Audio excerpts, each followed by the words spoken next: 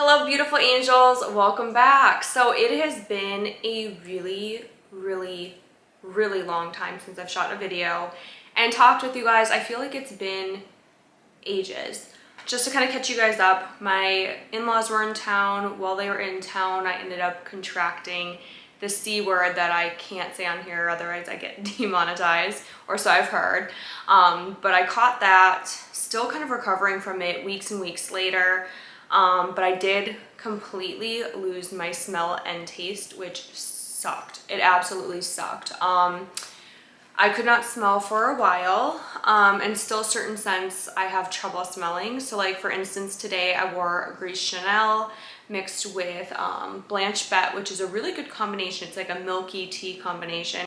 I must have oversprayed because I went to go talk with a new home specialist today and she was just like coughing and she's like, are you wearing perfume?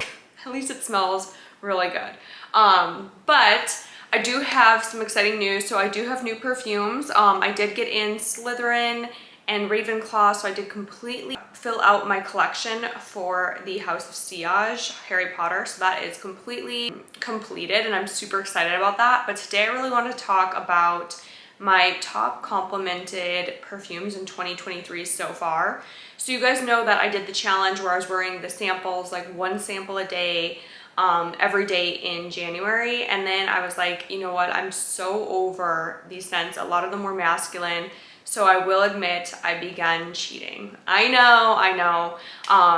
But I couldn't take it anymore. So I had to switch it up and go back to my tried and trues, especially when I knew I was gonna be seeing certain people. And I truly, from doing that experiment, I learned that scent has such a big impact on how you feel and on the situation you're wearing it in. So like going to a baby shower, I'm probably gonna wear a different scent than if I'm going to a wedding, than if I'm going to, you know, go shopping. You know, every scent has its own appropriate place. Like date night scent is definitely different than office scent, right? So before I talk about my most popular scents, and you guys, my nails are really bad. I might actually have to go take care of these before I do this video because this is just not happening. I will be right back. Okay guys, I am back and I made a very like half-bootied effort with my nails. So pardon, they are not gonna look all that in a bag of chips, but we just gotta make do with what we have. And they are pretty bad. So I did take off my press-ons today. I do these press-ons that I really like. These are my real nails. Just took my press-ons off. I actually like peeled them off in the car. Do not recommend it. It totally tears up your natural nails. So don't try it at home. Anyways, so I got home. I was so excited. I got in the new Black Opium by YSL. I just ordered this one from my sister. So my sister works in perfume for Nordstrom's, and so I decided to support her and order this baby from her. So this one, I asked her, I was like, hey, is it like normal Black Opiums? I had the regular Black Opium, I had Black Opium Illicit Green, and I kind of didn't feel like they were anything that I would want to buy a full-size bottle of or a really big bottle of. But this one, she was like, it's absolutely incredible vanilla. Like it is the best of the best vanilla bomb. So I ended up buying it.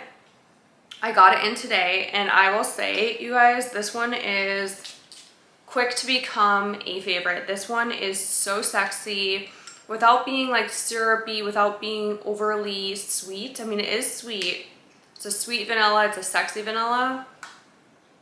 But my God, this is just a really good vanilla perfume. If you are a vanilla lover and you tend to like the Black Opiums, but maybe the other ones are a little bit too coffee or they lean a little too synthetic, this one is just a beautiful vanilla. They nailed it on this one. 10 out of 10 recommend Black Opium by YSL. Le Parfum, that's what it is. It's not, so it looks like this in the bottle and it's called Le Parfum. And it smells incredible. I'm obsessed with it. Really pretty vanilla. The next one I got in a while ago was La Perla, and this one is Luminous, I believe. I don't know where the name is on here. I believe this one's called Luminous. But That's so odd. So it's so odd that the name's not actually on the bottle, but I think this one is called Luminous. This is by La Perla. Do not mind the dogs barking in the background. This one's by La Perla. So this one's by La Perla. It is so pretty. It is more of a, I would say it's more of a mature scent. This is not something that I would actually ever reach for. There's a note in here that just really doesn't sit well with me. It doesn't dry down well on me. It's a little bit powdery. It's a little bit more like a lingerie type scent. Like I could see this being really pretty. Just kind of like spray fresh out of the shower. Like as soon as you get out of the shower, just spray it on and kind of like run errands, lounge around the house. It's very sophisticated, kind of bougie scent, but it's also dries down to have that kind of crisp, almost urine smelling white floral that, at least it smells that way on me. It doesn't smell that way on other people, but on me it's kind of like that weird white or yellow floral that just smells a little bit off to me. Like it's not a scent that smells good on me. This would be something that I would picture actually my grandma wearing. She wore a lot of those kind of yellow florals and it smelled really good on her. I remember it smelling really fantastic on her, very like warm and kind of clean. On me it just smells like cat pee. So everyone's skin is different, everyone's chemistry is different. But this one is definitely like a pretty perfume. Like it is a pretty, you know, brunch perfume. That's what I get from this. That's La Perla Luminous. So we're gonna talk about the top complimented scents, and this is complimented from friends, family, from husband. These are people who have just smelled these and fell in love, asked me what they were, or asked me where I got the perfume, or asked to spray it on themselves, or said, oh my god, that smells fantastic. Like just basically these are compliment getters. If you want to smell really fantastic and you have a similar palette to me and like what I tend to pick, these might be perfect perfumes for you to try out. So without further ado, let me grab them and we'll jump right in. Okay, so the first one we're going to talk about is Tribeca. This one is a Bond 9 perfume. It comes in kind of a white crocodile. I'm not sure if you guys can see. I'm not sure if you guys can see the texture on this bottle, but this is a white crocodile bottle. It's kind of soft and smooth. This one, the scent is warm. This is very like warm aesthetic. It's very warm, inviting. This one is like the perfect perfume for like a cozy day. This is just a gorgeous, like very rich, almost kind of like buttery type smell. It's really good. If you like Greenwich Village, if you like, I would say even like, it does smell kind of like Baccarat, like it kind of has a Baccarat DNA in it. If you like those kind of ambery, warm, sensual scents, you'll probably love Tribeca. So this one, every time I wear this, I get at least one person asking what I'm wearing. Tribeca is just one of those scents where, especially in the winter, it performs really well. People tend to gravitate towards it because it is that warm kind of, you know, there's those perfumes that people just genuinely, generally like. I feel like that's Tribeca. It's warm, it's rich, it's sweet. Like, what's not to like? People love this scent. So that's probably one of my top complimented. The next one is Rouge. And I know a couple of you have actually bought this because of my channel, because I've talked about this before. I actually hated this perfume. I bought this in summer. It was probably end of summer. I got it at like a Sephora sale. And I absolutely was like, no to the no to the no, no, no. It was too syrupy. It kind of smelled like cherry syrup, and I just was not about it. And then in the winter, as soon as it got a little bit cooler, I started wearing this, and it is fire in winter season. Like, this is amazing in cooler weather. It just performs really, really well in cool weather, and I've had so many people ask what this is. I've personally fallen in love with it. It's really beautiful. It's like a rich, juicy cherry, but it's like a dark cherry, and it just smells so good. It's kind of like how you'd think like a dark red velvet would smell, kind of like a red velvet cake. If you want something that's kind of like, Casa Marati's not Lira, oh my goodness. If you want something like the Casa Marati, what is it called? Totally blanking on this. It's one of my favorites too. My brain is just not working right today, you guys. The red bottle, like the dark red bottle. It's gonna come to me as soon as I turn the camera off. But if you want something that smells kind of like that same essence, but for a fraction of the price, Lice de Rouge is mind-blowingly amazing. The next one we're gonna talk about, this one is Kayali Sweet Diamond Pink Pepper. This one is one that I wasn't quite sure about when I got it. You guys know I love Kayali, I love the house. I think Mona is absolutely charming. I think her ideas are really cool, and I love that she comes out with such amazing packaging, and the scents are just really unique, and everything's pretty, you know, mainstream likable, but with a twist. This one is a little bit woody, but it has this beautiful, like effervescent pink kind of, almost kind of like a strawberry tone to it, but it's not fruity. It's hard to explain. It's like a kind of a bubbly type scent. It's just a really beautiful fragrance, and the bottle is gorgeous, but every time I wear this, it's kind of a sweet woody smell on me. And most people who, you know, have complimented have been men, and they've said that this just smells really incredible. Like, I've had people even stop me and say, hey, like, what is it that you're wearing that smells really, really good? It's just a really good everyday smell. Calvin Klein Euphoria. This one, I've been actually wearing this one a lot. I don't think you guys can see the dent in here. Maybe you can.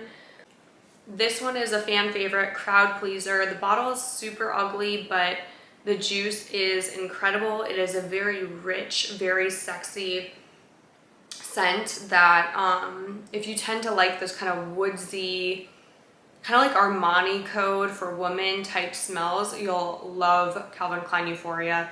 This one's really great for everyday wear. It's also good for date night. This one tends to garner more compliments from the opposite sex, but it is a really great perfume. The next one, of course, is Baccarat Rouge 540, the original. So the thing about this one is it had so much hype, and I was so put off by buying something that was overly hyped for so long, but I'm glad I did. This one, there's absolutely nothing like it. I don't care if I smell like everyone else. It is very expensive, but this perfume is extraordinary. This is just something that is truly a treasure, and something that I'll probably always keep in my collection. I may switch it up and do the extrait next time. So I know that almost everyone has Baccarat Rouge. I'll probably end up getting the extrait. I know that that's also very, very popular. But this perfume is just incredible. There is seriously nothing like this. It is kind of a warm, ambery, sponge sugar, so sexy. Literally, this one is probably, out of all my perfumes in my entire collection, this is my most complimented. This one is the one that, I don't know a single person who hates Baccarat. It's just one of those perfumes where I didn't like it for so long because it was so overly hyped.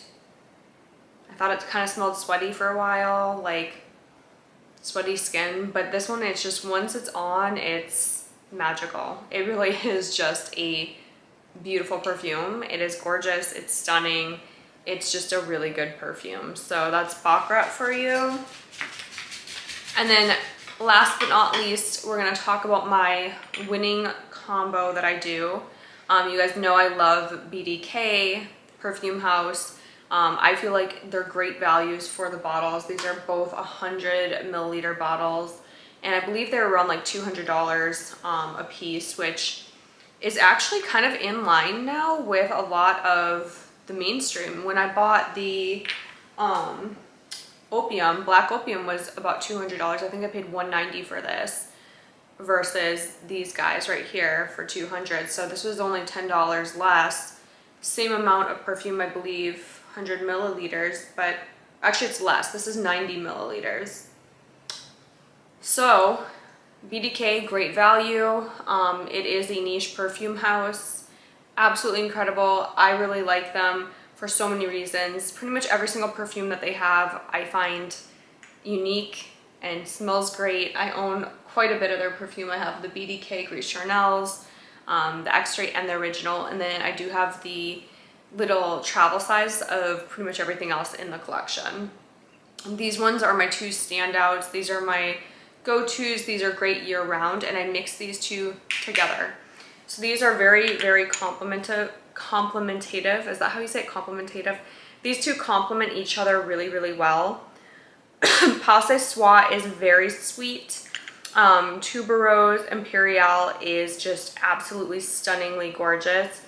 This one to me smells so rich, so like if I had one perfume I'd probably wear for the rest of my life, it would either be Baccarat Rouge 540. Actually, no, it would definitely be Tubereuse Imperiale, because Baccarat Rouge 540 can be a little much sometimes. This one just nails it.